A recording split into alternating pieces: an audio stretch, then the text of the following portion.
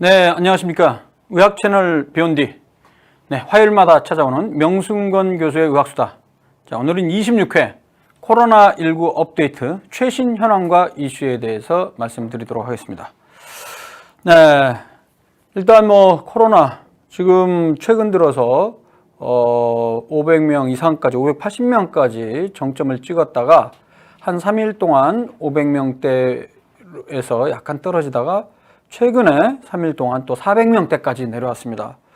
그래서 지금 좀 우려했어요. 특히 내일 모레가 또 우리 대학 입학 수학능력 시험 있는 날이죠. 목요일 날 12월 3일. 그래서 많이 우려를 했는데 다행히도 500명대에서 600명, 700명으로 올라가지는 않고 오히려 약간 내려오는 추세였는데요.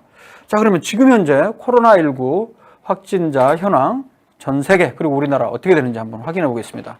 이제 보통 그 코로나 확진자 수 보통 제가 이제 많이 참조한 사이트는 이제 국내에는 물론 질병관리청에서 제공하는 그런 사이트도 있죠.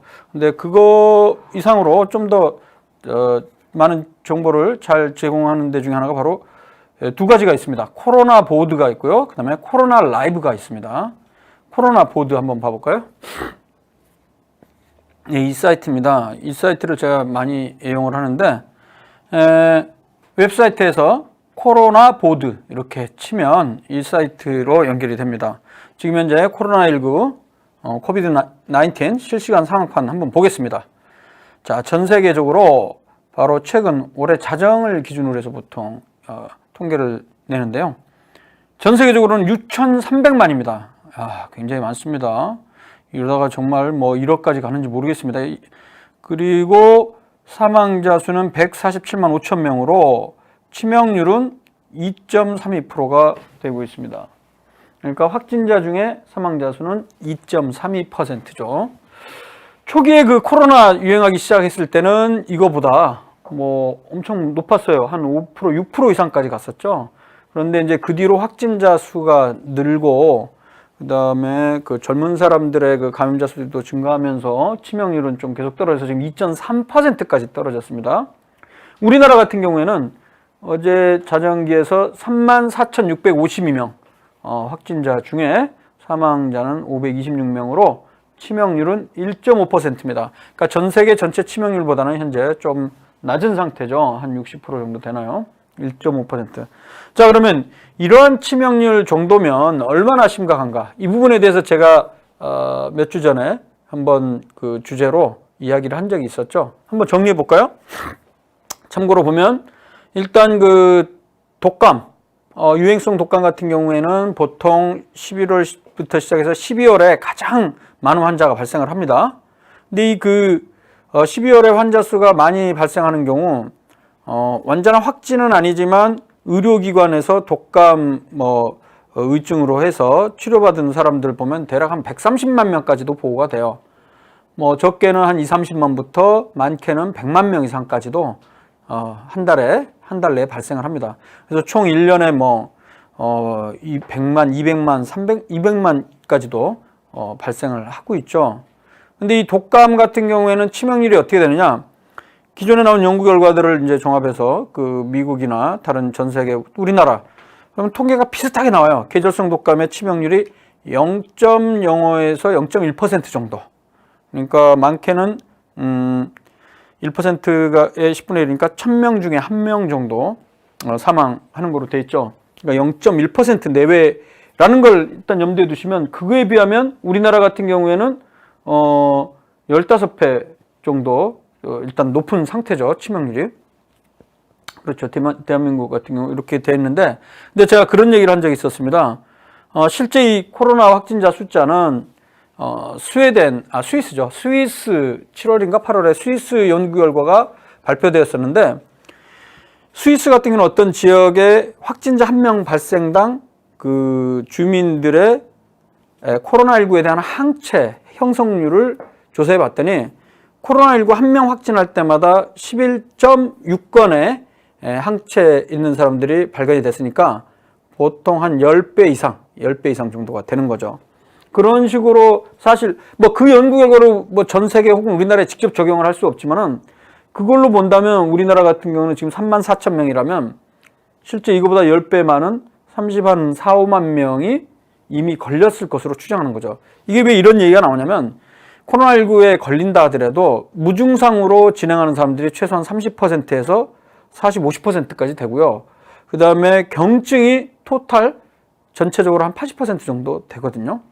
그렇기 때문에 경증인 경우에는 그냥 단순한 감기로 생각하고 열도 안 나고 그러니까 진단을 받지도 않은 경우가 많다는 거죠. 그 개념으로 따지면 치명률을 이거 10배로 생각을 하면 분모가 10배가 되면 0.15% 내외니까 독감보다 약간 치명률이 높거나 독감이랑 비슷한 정도죠. 뭐 이렇게 추정을 할 수 있어요. 일단은 기본적으로 독감보다는 치명률이 높다. 근데 많이 높은 건 아니고 약간 높을 것이다. 그럼 참고로 그 코로나19의 친척들이 몇 명 있습니다. 기본적으로 코로나 바이러스는 2002년 사스가 나오기 전까지 4종류의 코로나 바이러스가 우리 지역사회 감기의 중요한 원인 바이러스였습니다. 그리고 2002년, 2003년에 사스가 발생을 했었고 그 당시에 8천 몇 명이죠. 제가 지난번에 숫자를 다 외웠었는데 그렇게 발생을 해서 그 중에 대략적으로 사망한 사람이 몇 퍼센트가 됩니까? 약 10% 정도, 9점 몇 퍼센트죠. 10% 치명률을 보였고 그다음에 2012년 그리고 우리나라에는 2015년에 유행을 했었죠. 메르스 같은 경우에는 전 세계적으로 2,700 몇 명 중에 800 몇 명이 사망을 해서 700 몇 명인가요? 어쨌든 34%였습니다. 35%. 그러니까 사스는 치명률이 약 10%, 메르스는 35%가량. 우리나라에서는 메르스 치명률은 약 20%였습니다. 19%였으니까요. 그러니까 그거랑 비교하면 사스나 메르스에 비해서는 정말 다행히도 감염력은 굉장히 높지만 전파력은 높지만 이 치명률은 사스나 메르스에 비해서는 상당히 낮은 상태다. 그리고 참고로 이제 폐렴 같은 경우에 지역사회 폐렴, 코로나19 나오기 전에 폐렴의 원인은 대표적으로 뭐 세균도 있지만 바이러스 중에는 인플루엔자 바이러스도 있고 뭐 그 전에 코로나 바이러스도 있고 또 뭐 이런 바이러스 때문에 생길 수 있는데 이런 폐렴의 지역사회 치명률이 어느 정도 나오냐면 약 3% 내외로 보고가 되고 있어요. 그러니까 폐렴의 지역사회 치명률 3%랑 비교하면 전 세계도 보면 현재 기준으로 봤을 때는 약간 낮은 편이라고 볼 수 있고 우리나라의 경우는 그 지역사회 폐렴보다는 반 정도에 해당하는 치명률이다. 물론 이게 시간이 지나면서 더 분모가 더 많아지면 젊은 사람들의 감염자가 옛날보다 이제 많이 많아지게 되면 이 치명률은 더 낮아질 가능성도 있겠죠. 자, 그래서 실시간 상황판 코로나 보드란 거를 우리가 사용할 수도 있고요. 또 어떤 게 있냐면요. 그 코로나 라이브라고 있습니다. 코로나 라이브. 이거 한번 들어볼까요? 저는 이거 최근 들어서 이제는 이걸 많이 이용하는데요. 자, 한번 보겠습니다. 이게 라이트 모드.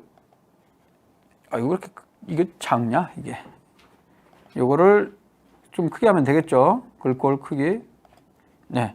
자, 이게 코로나 라이브. 요것도 이제 우리나라 사람들이 그냥 개인이 운영하는 사이트입니다. 요거 보면, 자, 총 확진자 수 34,000명 똑같죠? 근데 오늘 그 자정을 기해서, 그러니까 전날 새로운 확진자 수가 451명이었다는 거고요. 요건 이 코로나 보드에 비하면 이 코로나 라이브는 정말 이름대로 실시간 확진자 수를 반영을 하고 있습니다. 그래서 현재 361명인데 같은 시간대 어제에 비하면 92명이 늘어났다는 겁니다. 그렇다면 이대로 가면요, 대략 90명 넘으면 어제가 450명이니까 내일도 또다시 500명대 중반 정도로 또 올라갈 가능성이 높겠습니다. 좀 우려가 되네요. 내일 모레 우리 고3 학생들 시험인데요. 여기 보면 이제 지역별로도 다 나오고요. 실시간으로. 보면 27초 전 자료다, 뭐 4분 전 자료다. 그래서 이게 코로나 라이브는 코로나 보드에 비해서는 실시간 확진자 수를 아는데 상당히 많이 도움이 됩니다. 그리고 일별 뭐 숫자도 있고요. 최근 일주일 동안 보면 583명 일주일 전에 정점을 찍었다가 한 1, 2, 3, 4, 5 최근 5일 사이에 400명대까지 떨어졌다가 다시 또 내일 또 올라갈 가능성이 또 높습니다. 네, 이런 상황이고요. 참고로 코로나 보드 같은 경우는 이 부분 나라별로 추세들 그리고 순위까지도 다 나와 있죠. 지금 현재 뭐 잘 아시는 대로 6천만 명 중에 거의 몇 퍼센트입니까? 20%가량에 해당하는 게 바로 미국에서 발생을 한 거죠. 1,300만. 아유, 어마어마합니다. 그리고 사망자 수는 27만 4천 명 이래서 치명률은 2%대고요. 2위가 인도. 인도가 이제 거의 900만, 1,000만에 이제 육박하는데 그래도 최근 들어서 이렇게 많이 그 확진자 수는 급격하게 상승하는 건 좀 멈춘 것 같습니다. 그리고 브라질, 러시아, 프랑스 이 순이고요. 그럼 우리나라는 몇 등이냐? 한번 볼까요? 거의 한 90등 넘어가죠. 초반에는 뭐 우리나라가 중국 다음으로 2위. 야, 굉장히 그렇고 말이 많았죠. 사실 걱정도 많이 했고. 근데 지금은 우리나라가 정부가 적극적인 대응책도 마련하기도 하고 우리 국민들이 이러한 그 방역 대책에 잘 따랐고 그 다음에 마스크를 전 국민이 쓰는 전 국민이 착용하는 이런 모습들을 보여갖고 많이 좀 잘 컨트롤했다고 생각합니다. 우리나라는 215개 국가 중에 94위, 약 반 정도에 해당하네요. 네, 이런 상태입니다. 근데 이제 100만 명당 발생률, 요게 이제 맨 마지막 거 보면 어떻게 되느냐? 이거 보시면 이걸 클릭을 하면요. 100만 명당 발생률. 듣도 보도 못한 나라가, 이거는 크루즈군요. 이건 나라가 아닙니다. 크루즈, 일본 크루즈인지 모르겠는데. 네, 바누아투, 라오스, 탄자니아, 베트남도 굉장히 낮은 편이에요. 100만 명당 발생률이 14명밖에 안 돼요. 야. 그리고 대만도 굉장히 낮습니다. 28명. 지금 현재 확진자가 675명밖에 안 돼요. 대만 인구도 한 2천 몇백만 되죠. 인구가 서울 인구보다는 많은데 2배 이상 되는 걸로 알고 있는데 잘 조절하고 있는 것 같아요. 중국은 워낙 분모 인구가 많다 보니까 60명이고요. 그리고 이 뒤에 쭉 내려오다 보면 우리나라가 54위. 그러니까 100만 명당 676명 발생한 것으로 돼 있네요. 예. 그래서 215개 국가 중에 우리나라는 특히 OECD 국가 중에서는 여전히 발생률이 낮게 잘 컨트롤되고 있는 나라다. 이렇게 이해하시면 되겠습니다. 자, 근데 이제 지금 현황에 대해서 말씀드렸고요. 자, 그 다음에 제가 하나 소개시켜 드릴게요. 제가 서울신문에 매월 첫째 주 거의 월 초에 사설을 하나 쓰고 있습니다. 명순권의 근거중심의학이라는 사설을 쓰고 있는데요. 11월부터 썼어요. 그래서 11월에 처음 나왔던 게 이겁니다. 11월 이거는 11월 30날로 되어 있네. 잠깐 죄송합니다. 요거 최신 겁니다. 최신 거 한번 볼까요? 오늘 12월 1일자인데요. 제목 코로나19 백신 임상시험 결과 대유행 끝낼 신호탄 될까? 지난번에 백신 특집으로 얘기했던 내용이죠. 이 내용 다시 한번 정리를 해보겠습니다. 요즘 최근 백신에 대한 뉴스가 계속 나오니까요. 자, 일단 백신이 뭐냐?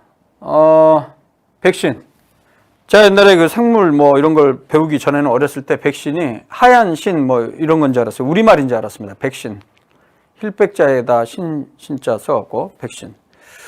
그건 아니죠. 이 영어입니다, 영어. 이 영어 어원을 얘기하기 전에요. 백신이라는 게 이제 어원을 한번 얘기를 해보면 이 백신이라는 거는 소에서 나왔습니다. 라틴어로 소가 바시니거든요. VACCINAE. 바시니. 이게 소인데 왜 소랑 그러면 백신이랑 관련이 있냐? 그거는 바로 백신이란 어원이 결국에 소에서 생기는 천연두, 우두의 병명에서 왔기 때문입니다. 그 이유는 1796년도에 지금부터 한 200여 년 전에 영국의 유명한 에드워드 제너라는 의사가 어느 한 지방을 보니까 그 지방에는 천연두가 전체적으로 유행은 하는데 희한하게도 소젖을 짜는 여성들은 천연두를 별로 안 앓는다는 거예요. 그리고 사망률도 적고. 왜 그럴까 봤더니 그때 당시에도 사람에 생기는 천연두는 그것도 이제 우리 몸에 이렇게 들어오게 되면 물질 같은 게 형성을 하고 나중에 이게 딱지가 앉은 다음에 이게 떨어져 나가면 이 곰보라고 우리 얘기를 하죠. 마마라고 합니다. 그런 것들이 생깁니다. 피부에. 그 병이 이제 천연두인데 천연두는 뭐 아주 오래전부터 그 전 세계적으로도 유행을 하면서 사망률 아주 오랜 기간에 걸쳐서 정말 많은 사람들을 죽음에 이르게 한 아주 무시무시한 전염병 중에 대표적인 질병입니다. 이 천연두 바이러스 비슷한 바이러스가 소에게도 있는데 이 소에게도 천연두를 일으킬 수가 있어요. 근데 그건 천연두라고 하지 않고 우두라고 하죠. 우두. 다른 바이러스입니다. 일단. 근데 이 우두를 소젖자는 여성이 우두를 앓은 그 소한테 접촉을 하게 되면 우두 바이러스가 그 소젖자는 인간한테 들어와 갖고 뭔가 증상을 일으키긴 해요. 근데 그렇게 심하지 않게 그냥 지나간단 말이죠. 그러면 몸 안에 우두에 대한 항체가 지금 생겨 있는 상태입니다. 그런 상태에서 만약에 사람에서 일으키는 천연두 바이러스가 우리 몸에 들어온다. 그럼 어떻게 됩니까? 이 우두 바이러스와 천연두 바이러스는 약간 비슷하기 때문에 이 항체가 대항을 해서 천연두 바이러스를 억제할 수 있다는 것이죠. 그래서 에드워드 jenner는 그런 가설을 삼고 직접 이른바 임상 시험을 했습니다. 사실 지금으로서는 상상하기 힘든 거고 윤리적으로 있을 수 없는 일인데 어떻게 했냐면 8살 소년에게 그 우두를 앓은 사람의 그 농에서 우두농을 소년의 피부를 절개해 갖고 여기다가 농을 이식을 시키죠.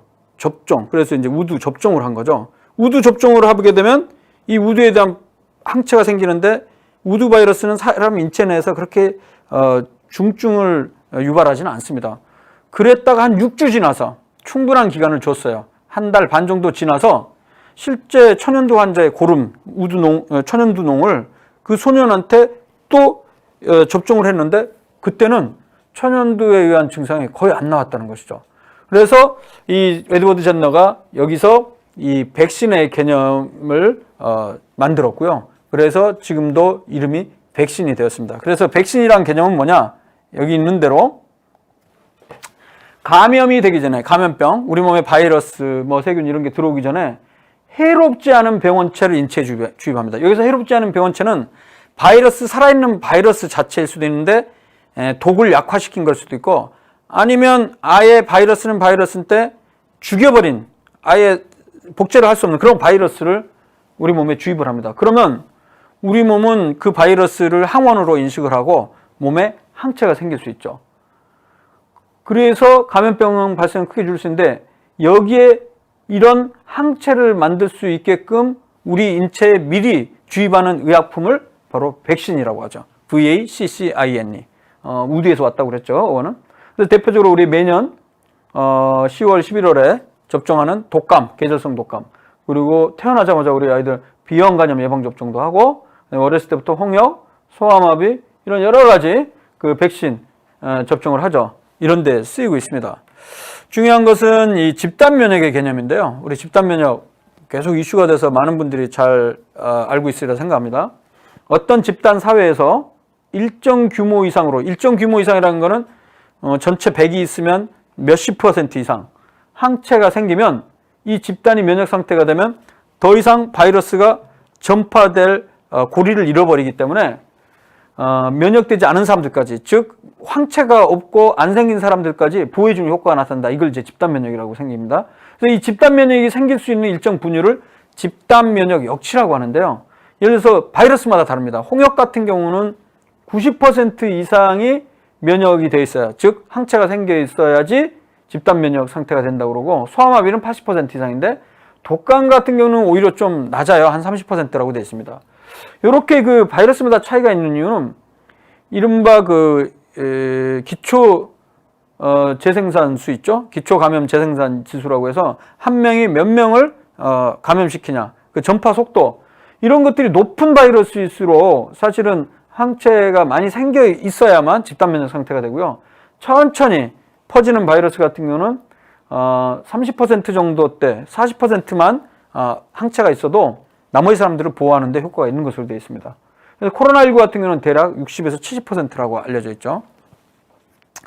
그래서 이 백신 같은 경우는 면역 반응을 유도합니다. 여기서 면역이란 말은 외부 이물질이 우리 몸에 들어왔을 때 대항할 수 있는 힘을 면역이라고 합니다.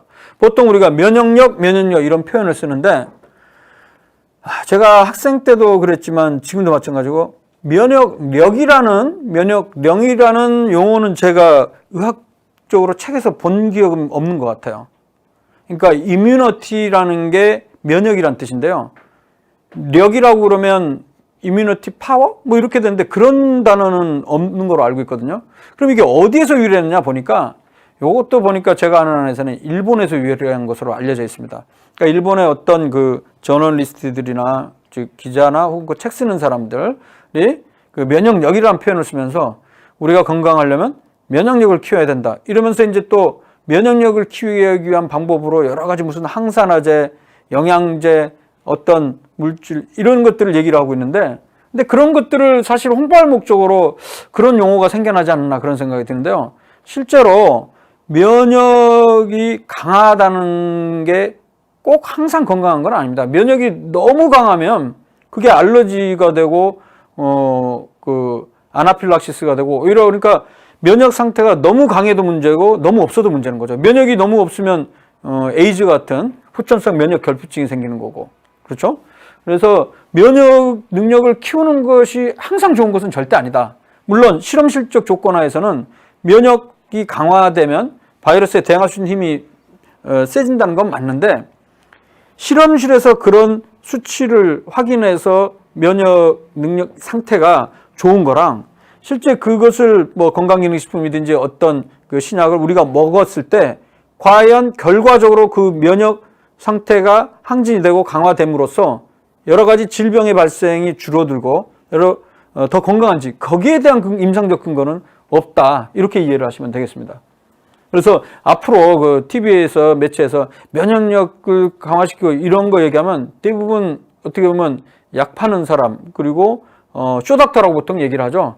근거 없는 그런 무슨 치료법이나 민간요법 이런 거 갖다가 침소봉대에서 효과 있는 것처럼 얘기하는 일부 그 의사 아닌 사람도 나와서 그런 얘기하는 경우가 많더라고요. 그러니까 그런 거에 절대 현혹되지 말았으면 좋겠고요. 자, 그럼 이 백신은 과연 코로나19와 관련한 백신은 어떤 방법을 통해서 백신을 만들고 있냐? 최근에 정리를 해보면 한 5가지 정도가 있는 것 같아요. 하나, 둘, 셋, 크게는 4개 정도군요. 좀 더 세분화하면 6가지 정도가 되는 것 같은데. 자, 봐봐요. 면역 반응을 유도해서 항체를 만드는 게 핵심이에요. 백신이란 거는. 근데 이러한 면역 반응을 유도해 항체를 만드는 물질을 또 면역원이라는 표현을 씁니다. 면역원. 일종의 항원이죠. 이 면역원의 종류에 따라서요. 바이러스 자체를 이용하면 바이러스 백신입니다. 그 중에 아까도 제가 얘기했지만 바이러스 중에 독성을 떨어뜨린 약독화가 있고요. 그 다음에 아예 죽여버린 불활성화 백신이 있습니다. inactive. 그 다음에 단백질 기반 백신이라는 게 있는데 뭐냐면 코로나19 바이러스의 일부 단백질 성분. 그러니까 코로나 바이러스는 이제 구조를 보면 외피가 이렇게 되게 단순해요. 외부 껍질이 있고 거기에 대표적인 스파이크 단백질이라는 게 있고요. 삐져나온 단백질. 그리고 안에 핵은 따로 없지만은 이 물질, 유전 물질인 핵산이 있습니다. RNA. 요거 하나가 우리 몸에 들어와서는 어떻게 됩니까? 우리 정상세포의 표면에 스파이크 단백질이 딱 들러붙어 갖고 자기 RNA 성분을 우리 세포 안으로 집어넣습니다. 그럼 우리 세포 안에서 우리 세포를 이용해서 복제를 하는 거죠. 바이러스의 특징은 자기 스스로는 증식을 할 수가 없어요. 호스트가 있어야 됩니다. 숙주가 있어야 됩니다. 그런데 이 단백질 기반 백신이란 거는 코로나19의 스파이크 단백질, 우리 숙주 세포에 달라붙게 할 수 있는, 안으로 들어가게 할 수 있는 스파이크 단백질에 대한 스파이크 단백질 갖고 만든 백신을 얘기합니다. 이 백신을 우리 몸에 주입해주면 어떻게 됩니까? 그 스파이크 단백질에 대한 항체가 형성되기 때문에 또 면역 반응이 일어날 수가 있겠죠. 근데 바이러스 매개체 백신이란 거는 바이러스 중에 아데노바이러스나 몇 가지 바이러스 같은 경우는 그 독성이 별로 없어요. 우리 몸에 들어와도 복제돼도 문제될 게 없는데 이 아데노바이러스의 RNA 중에 이 코로나19 RNA를 일부 심어 넣습니다. 그래갖고 아데노바이러스를 매개로 해서 운반한다는 거죠. 그걸 이용한 백신이고요.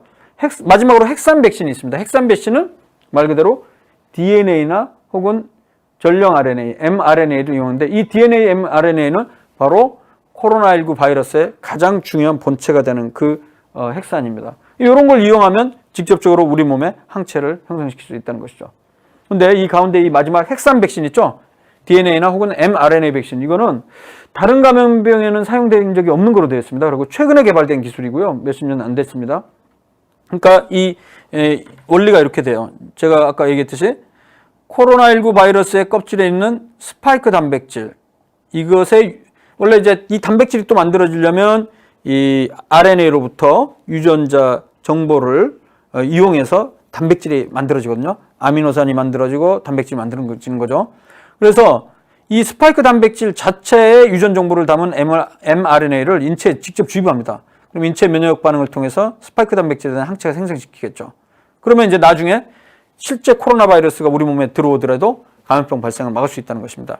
그래서 이 mRNA 백신과 관련해서 가장 큰 이슈가 됐던 게, 가장 먼저 나왔던 게 지난달 11월 7일에 미국 대형 제약회사인 화이자에서 44,000명을 대상으로 해서 반씩 나눴습니다. 무작위 비교 임상시험입니다.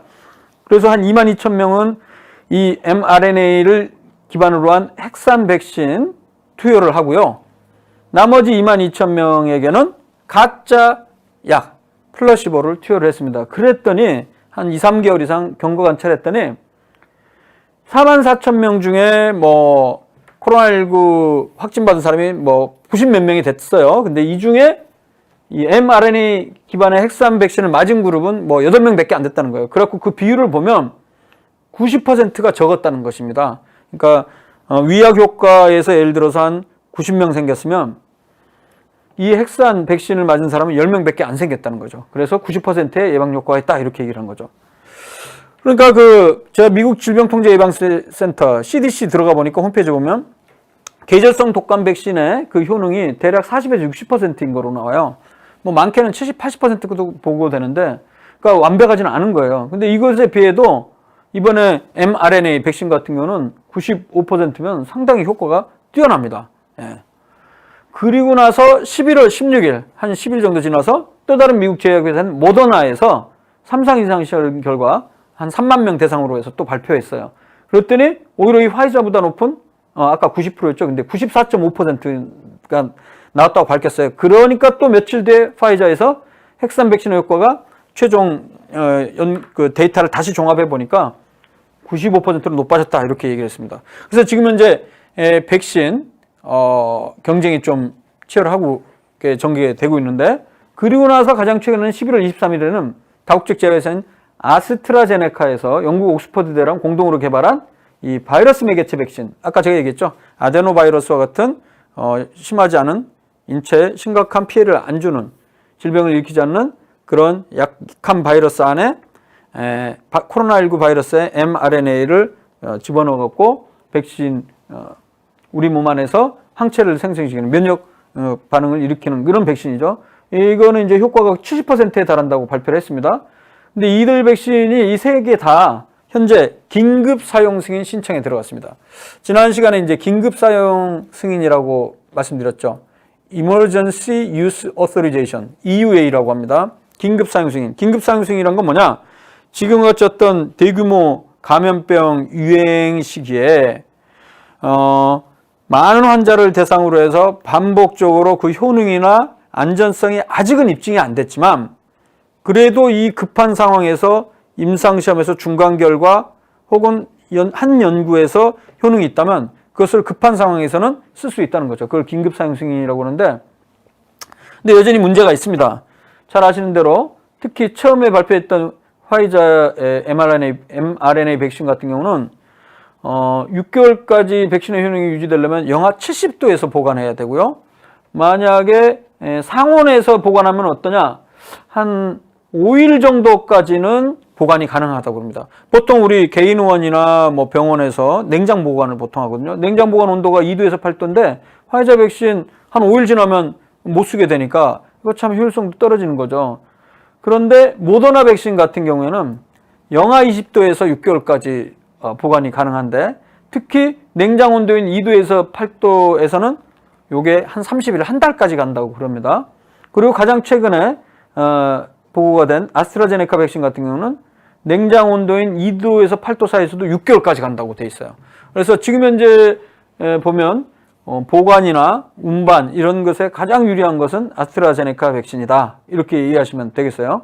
근데 이제 문제는 이 보관의 문제도 있지만 과연 이 백신을 투여했을 때 몇 개월까지 혹은 몇 년까지 효과가 있느냐. 예를 들어서 인플루엔자 백신, 독감 백신 같은 경우에는 보통 한 5, 6개월 정도 지속이 됩니다. 그래서 계절성 독감을 10월이나 11월에 맞으면 이듬해 3월 정도 혹은 4월까지도 효과가 지속이 되거든요. 근데 과연 이러한 mRNA 백신 같은 경우는 효능은 90%, 95% 이상으로 잘 나오는데 과연 이게 몇 개월 이상 갈 거냐? 그 부분에 대해서는 아직 명확한 데이터가 없습니다. 그리고 중요한 것도 하나가 어떤 거든지 단기 부작용뿐만이 아니라 장기간 부작용. 어떤 신약을 투여를 했는데 이게 3개월뿐만이 아니고 6개월, 1년까지 봤을 때 어떤 문제가 있는지 그런 것도 확인이 되는데 그것은 아직 확인이 안 된 상황이죠. 그건 제한적인 상황일 수밖에 없을 것 같습니다. 지금 그 세계보건기구에 따르면 11월 12일 현재, 왜 11월 12일 현재로 돼 있냐면요. 제가 어제까지도 봤는데 가장 최신 업데이트가 된 게 11월 12일자입니다. 그때 기준으로 했을 때 백신 종류만 48건이 지금 현재 2상 혹은 3상 임상 시험 중에 있습니다. 물론 해결할 문제가 많습니다. 아까 얘기했듯이 보관의 문제라든가 항체가가 언제까지 지속이 될 것인가, 장기간 부작용은 없는가, 이 부분이 해결이 돼야 되지만 그럼에도 불구하고 코로나19의 전 세계적인 대유행이 종식될 수 있다는 희망적 메시지의 신호탄이 아닌가라고 제 개인적으로 생각합니다. 항상 그 새로운 신약 같은 경우는 좀 더 안전성까지 봐야 되기는 하겠습니다만 지금같이 대유행 상황에서 4만 명 혹은 3만 명을 대상으로 한 이 mRNA 백신 같은 경우는 현재까지 4, 5개월 가까이 됐거든요. 아직까지 특별한 그 안전성의 문제가 보고되지 않는 거 보면 중장기적으로는 중기 정도, 단중기간에는 부작용이 없어서 다행으로 좀 생각을 합니다. 참고로 제가 그걸 얘기를 하려고 그랬어요. 제가 이 서울신문 사설 쓰면서 또 썼던 내용이 뭐였냐면요. 코로나 말고 독감입니다. 독감. 자, 한번 볼까요? 독감 우리 지난번에 한번 다뤘었죠? 많은 분들이 지난달에 독감 예방접종 맞고 사망자 보고돼 갖고 굉장히 걱정을 하지 않았습니까? 그때 제가 나와서 뭐라고 얘기했었죠? 그거는 이제 인과관계, 과연 그 백신을 맞은 것 때문에 사망했는지에 대한 그런 인과관계는 아직까지 없다. 왜냐면 그 사망한 사람의 부검 그리고 역학조사를 다 해보면 어떤 독성 물질에 기인한 부작용으로 볼 수 있는 그런 임상 증상이 전혀 없다는 것이죠. 각기 다 저마다의 어떤 질병이라든가 이런 부분들 때문에 사망했다고 그때 얘기를 했었는데 제가 그거를 여기 네이버 여기 있군요. 한번 볼게요. 그거 한번 다시 한번 정리해 볼게요. 자, 한번 볼까요?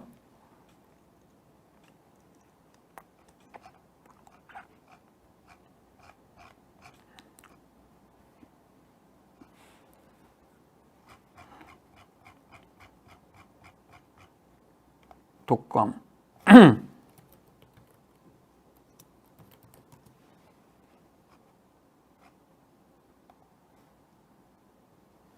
네, 이거죠.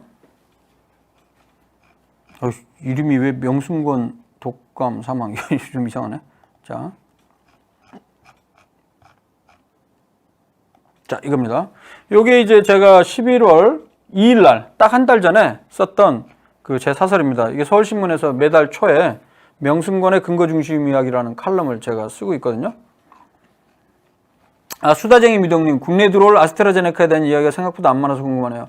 아까 얘기했던 아스트라제네카 이 제품은 SK 쪽에서 생산을 할 예정에 있습니다. 일단 뭐 효과가 기존 mRNA 백신보다는 상대적으로 좀 70%로 조금 낮은 상황입니다. 레니라라님, 명승 진료 분야는 무엇인가요? 제 진료는요, 저는 가정의학과 전문이고 1차 진료, 그게 저의 전문 분야입니다. 환자를 보는 게 주로 가정 내에서 발생하는 아주 흔한 1차 질환들, 그러니까 감기부터 시작해서 독감, 고혈압, 당뇨, 이상질혈증, 비만, 뭐 이런 여러 가지를 보는데요. 그거 말고 이제 제가 연구를 하고 있는데, 연구 분야의 전문 분야가 뭐냐면 근거 중심 의학입니다. Evidence Based Medicine이라는 분야가 있거든요.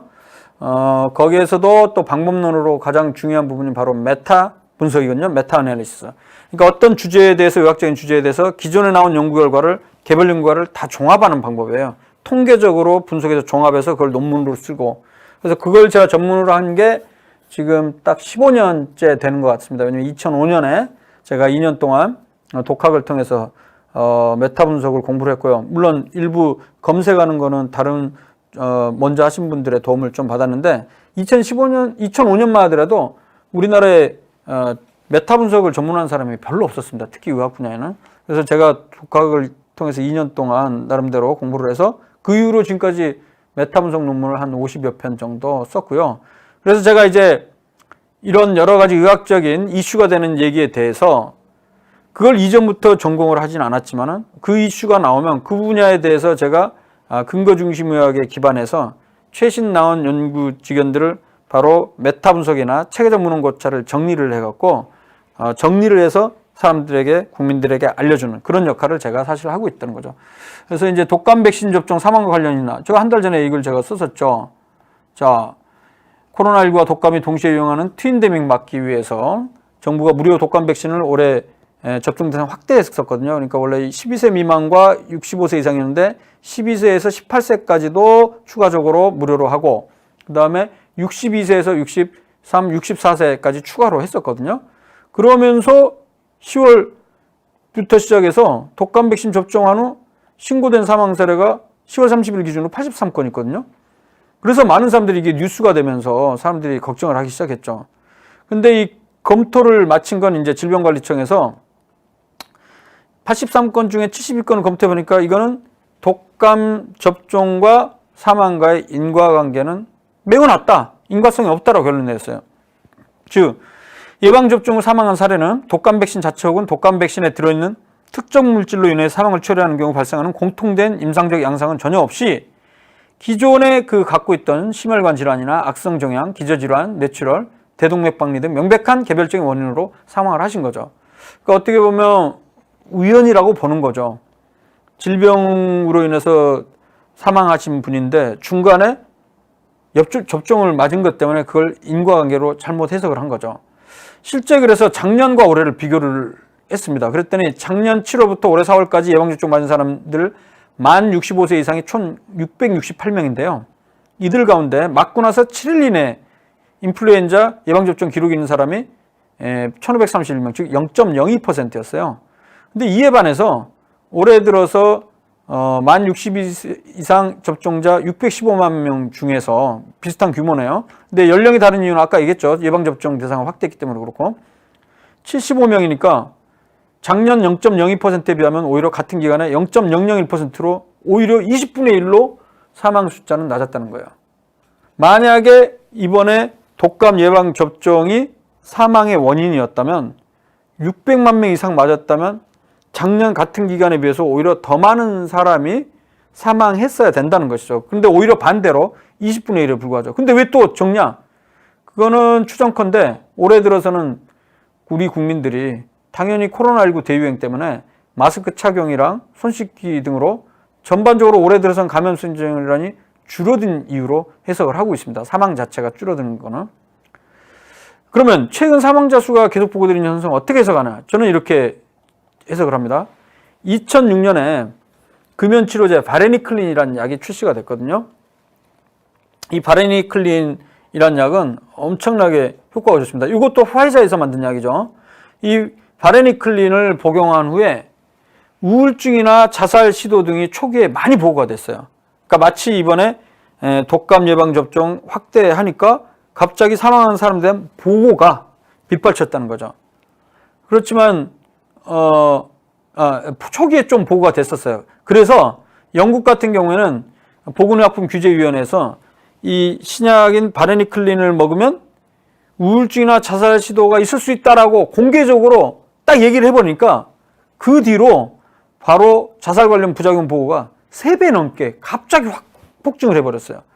그래서 이걸 보면 그럼 바레니클린이 정말 우울이나 자살을 유발하는구나 라고 해석할 수 있겠지만은 그 뒤로 나온 후속 연구를 보면 기존의 금연치료제라든가 우울증 치료제 뭐 이런 것들이랑 비교했을 때 기존의 금연치료제는 뭐 니코틴 패치나 니코틴 껌 그리고 먹는 약으로 그 웰부트린이라는 약이 있습니다. 이런 것들을 먹었을 때 우울증 숫자나 별 의미가 차이가 없었다는 연구가 후속으로 나오면서 결론적으로 이런 현상을 자극받은 신고 혹은 자극받은 보고라고 이름을 지었습니다. 이게 뭐냐면 stimulated reporting이란 거예요. stimulated 자극받은 보고. 무슨 얘기냐면 원래도 이런 사망자 수나 혹은 사망이나 우울증이나 자살 시도가 있는데 공신력 있는 기관에서 미디어를 통해서 이런 게 있을 수 있다라고 얘기하면 원래는 보고되지 않았던 것들이 그냥 보고되기 시작한다는 거죠. 그 인과관계랑은 상관없이. 그래서 저는 이런 근거로 해서 이번에 독감 백신과 사망 사례 직접적인 인과관계가 확인되지 않았기 때문에 독감 백신 접종을 준다는 근거는 없고 예방접종을 맞아야 된다 이렇게 얘기를 한 것입니다. 그래서 지금 한 달 지났는데 결론적으로 지금 뭐 독감 예방접종이 사망의 원인이었다는 그런 근거는 전혀 없고요. 지금까지도 예방접종을 하고 있는데 지금 12월에 이제 굉장히 그 독감이 유행하는 시기가 됐습니다. 이제 온도나 습도 이런 걸 봤을 때 기본적으로 뭐 이렇게 온도가 좀 낮고 그다음에 건조한 시기. 특히 코로나19 바이러스 같은 경우는 초기 연구 결과에 의하면 중국에서 나온 연구 결과에 보면 주로 한 7도나 8도 평균 이 온도에서 가장 활발하게 증식했다는 그런 보고들이 있어요. 지역별로 봤을 때. 그래서 지금 이번 달에 독감이 유행하면서 또 코로나19도 지금 현재 숫자가 좀 올라오고 있지 않습니까? 그러면 트윈데믹이 우려가 되긴 하는데 저는 한 달 전에 예측 나름대로 했던 거는 물론 12월에 절대수가 좀 증가할 수는 있겠지만은 예년에 비교했을 때는 오히려 독감 환자도 줄고 독감 환자는 기본적으로 좀 줄 것이다. 왜냐하면 올해 초도 1월, 2월 때도 독감 환자가 많이 줄었었거든요. 그 이유는 아까 얘기했던 여러 가지 방역 대책이라든가 손 씻기, 마스크 쓰기, 그 다음에 지금 현재 또 사회적 거리 두기 2단계이기 때문에 모임들을 최소화하고 그다음에 음식점부터 해서 이런 데는 9시 이후에는 배달 포장만 되고 이런 식으로 바뀌었기 때문에 바이러스가 퍼질 위험성을 상당히 낮춰놓은 상태이기 때문에 좀 뭐 걱정은 됩니다만 그래도 예전만큼 그렇게 많이 감염병이 높아질 가능성은 숫자가 많아질 가능성은 좀 적지 않을까 개인적으로 그렇게 생각해 봅니다만 근데 지금 어떤지 제가 다시 한번 볼까요? 코로나 라이브 이게 바로 지금 실시간 수는 382명이거든요. 근데 이거보다는 실제로 더 높아집니다. 일반적으로 한 50명 이상. 근데 같은 시간대 어제에 비하면 105명이 늘어났어요. 그러면 어제 총 451명이었으니까 내일은 오전에 한 500명대 중반 정도로 좀 올라갈 가능성이 상당히 높겠습니다. 지금 좀 걱정이 좀 되는데요. 네, 여기까지 제가 오늘 준비한 내용 여기까지인가요? 잠깐 하나 더 있는 것 같은데 잠깐만요.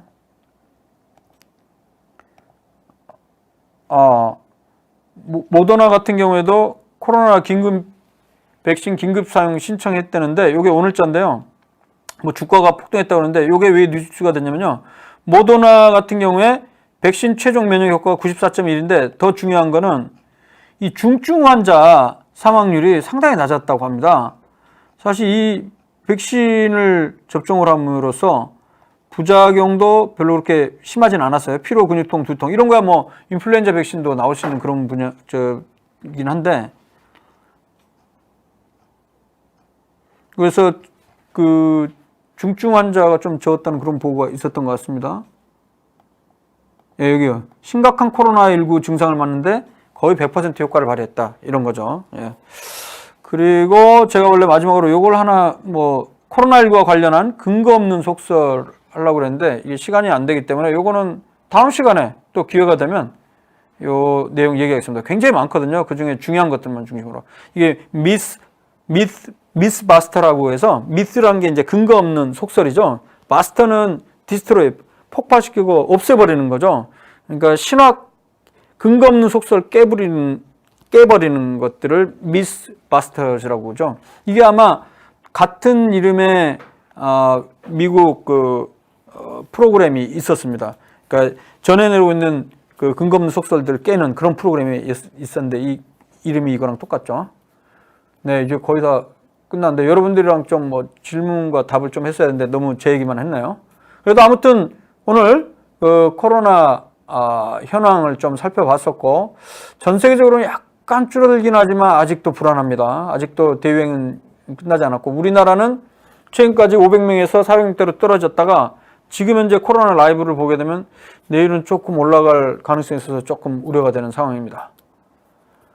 자, 현주님, 부모가 무증상 감염자면 아기들은 어떻게 되나요? 너무 걱정돼요.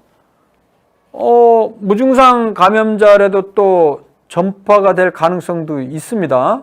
근데 아이들 같은 경우는 현재 정말 다행인 게 여기 보시면 이거 보여드릴게요. 여기 코로나 보드에 가면요.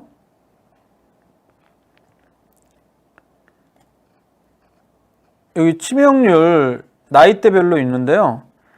30대 이하, 즉 0세, 9세, 10대, 20대, 30대는 치명률이 0입니다. 사망자가 없고요. 40대 0.1, 50대 0.4, 60대 1.2, 그 다음에 70, 80대 쭉 올라가는데 6.4, 18.2로 올라갑니다. 일단은 아이들 걱정됩니다만 물론 젊은 사람이라고 절대 안심한다 이런 얘기를 하려는 건 아닙니다. 현재 통계로 봐서는 다행히도 치명률이 조금 낮은 편이니까 너무 그렇게 심각하게 생각할 필요는 없지 않을까 이런 생각이 듭니다. 네, 지금 7시 51분. 네, 오늘은 여기까지 하고요. 다음 시간에 또 가능하면 코로나 중심으로 해서 그때그때 이슈가 되는 거 중심으로 해서 업데이트 하는 시간을 갖도록 하겠습니다. 네, 감사합니다. 실시간 라이브에서 질문에 대한 답변을 얻지 못하셨다고요? 걱정하지 마세요. 저희 비욘디 앱에 질문 남겨주시면 각 분야의 전문가 선생님께서